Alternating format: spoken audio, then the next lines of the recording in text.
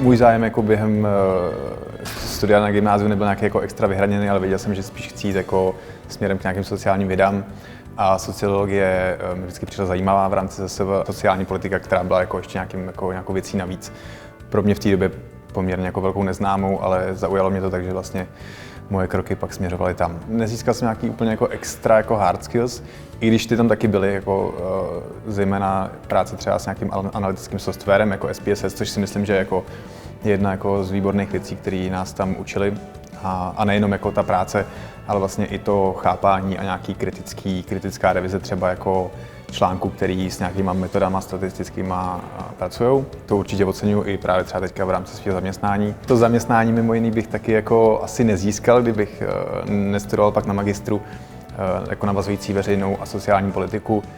kdy vlastně jedním z povinných předmětů byla povinná praxe ve veřejném sektoru, což mě donutilo jako se vyhrabat z kavárny jako zpoza baru, kde sice byla pohoda, ale samozřejmě jako s tím studiem to úplně jako nesouviselo. A vlastně šel jsem sem na praxi. Asi se mnou tady byli spokojení, což je fajn, a nabídli mi zaměstnání, takže vlastně od té doby už 4 roky tady pracuji v rámci výzkumného programu sociální psychiatrie, což je takový jako zvláštní termín, ale spíš si myslím, že přiléhavější je právě public mental health, jak se tomu říká ve světě, a to si myslím, že to je to, co my tady děláme. Já jsem vlastně členem tady týmu sociální psychiatrie a děláme řadu věcí od různých epidemiologických výzkumů přes spolupráci s ministerstvem a třeba Světovou zdravotnickou organizací na reformě a nějakým jako vývoji psychiatrické péče v České republice, až třeba po takový specifický témata, jako je třeba prevence sebevražd, což vlastně jako téma, kterému se tady hlavně věnu. A v téhle oblasti děláme různé analýzy, které se vždycky snažíme, aby měly nějaký praktický impact, což je možné si představit třeba na příkladu analýzy dat o železničních sebevraždách, kdy vlastně my jsme pracovali na článku, který teďka vlastně je hotový a připravujeme ho k publikaci, kde jsme vlastně identifikovali na datech právě za posledních 11 let vlastně místa, kde je ten výskyt toho jevu těch sebevražd na železnici jako nejčastější a takzvaný hotspoty, takže vlastně to jsou jako lokace, kde je možné třeba nějakým způsobem potom intervenovat. Pokračuju na doktorském studiu v oboru veřejná a sociální politika. Já právě se snažím, jak doktorát vlastně přizpůsobovat tady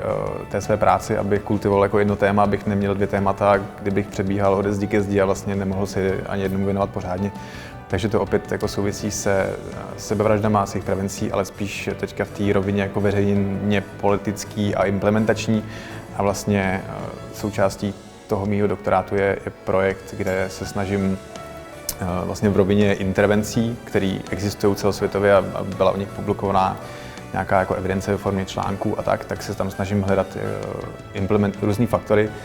implementační bariéry nebo nějaký jako nápomocný faktory, které usnadňují právě uvádění těch jako intervencí, politik a programů do praxe. Protože si myslím, že vlastně tohle, když